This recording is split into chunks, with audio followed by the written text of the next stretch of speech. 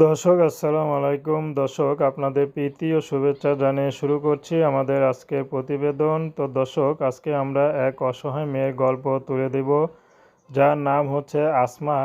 আসমার বিয়ে শাদী হয়নি। আসমা অনেক হতদরিদ্র পরিবারের মেয়ে। আসমার পরিবারে শুধু মা আছে, ছোট একটা বোন আছে। আসমার বড় ভাইও নেই, বাবাও নেই। তো আসমা এখন চাচ্ছে বিয়ে শাদী করতে। আসমার যারাই বিয়ে করতে আসে তারাই যৌতুক চায়, কারণ আসমা তো কিছু দেওয়ার নেই। তো আসমার একটি কথা, পরিবার থেকে হয়তো টাকা পয়সা দিতে পারবো না, কিন্তু আমার অন্তরে যে ভালোবাসা আসে তা দিয়ে স্বামীকে খুশি রাখতে পারবো। স্বামী যতই গরিব হোক সমস্যা নেই, শুধু আসমার দায়িত্ব নিলে আসমা বিয়ে শাদী করতে রাজি আছে। আসমার ব্যক্তিগত কোনো পছন্দ নয়, আসমাকে যে ভালোবেসে আপন করে নিতে পারবে আসমা তাকেই বিয়ে শাদী করবে।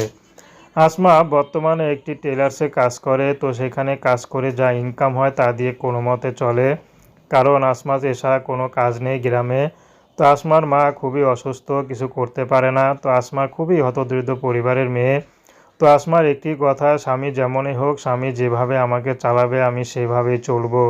তার কখনো তার মাথা উঁচু করে তার সামনে দাঁড়াবো না। সে যেভাবে মাথা কথা বলবে আমি সেভাবে চলার চেষ্টা করব। তো দর্শক, প্রেম ভালোবাসা সাহায্য সহযোগিতা বিয়ে শাদী করা একান্ত আপনাদের ব্যক্তিগত ব্যাপার। আসসালামু আলাইকুম।